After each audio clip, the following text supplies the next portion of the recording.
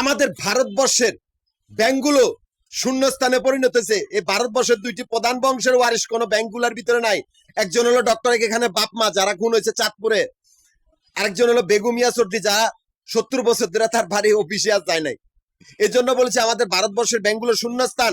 এই শূন্যস্থানে ব্যাংকগুলোর ভিতরে জুতা মোছার যোগ্যতা নাই কতগুলি ব্রয়লার মুরগি উল্টা পাল্টা কথা বলে কুত্তার বাচ্চাগুলারে মাংস কাটটা কাটটা শিয়াল কুকুর দিয়া খামু। ব্রয়লার মুরগিগুলা শূন্যস্থানে ব্যাংকের ভিতরে।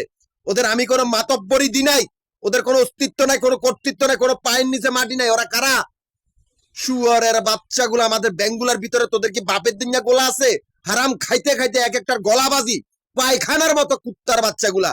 এই ব্রয়লার মুরগিগুলাই আমাদের ব্যাংকগুলার শূন্যস্থানের ভিতরে আরামসে আমাদের টিয়া খাইতেছে। কুত্তা মাগির পুতগল, তোদের অবস্থা হালুয়া বানামু খাঙ্কিন্নির বাচ্চাগুলা।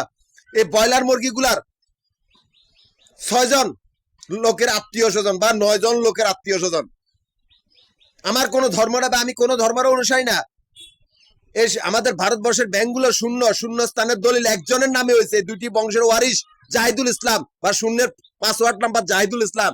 ব্যাংকের ভিতর থেকে বাইরে হতে গেলে তোদের পাসওয়ার্ড নাম্বার জমা দিতে হবে, কারণ তোদের অস্তিত্ব নাই, তোদের জন্মের ঠিক নেই। তোরা ব্রয়লার মুরগি যারা উল্টা পাল্টা কথা বলস। আসমান জমিন আর পৃথিবী এই তিনটা ব্যাংকেরই স্থান শূন্যস্থান।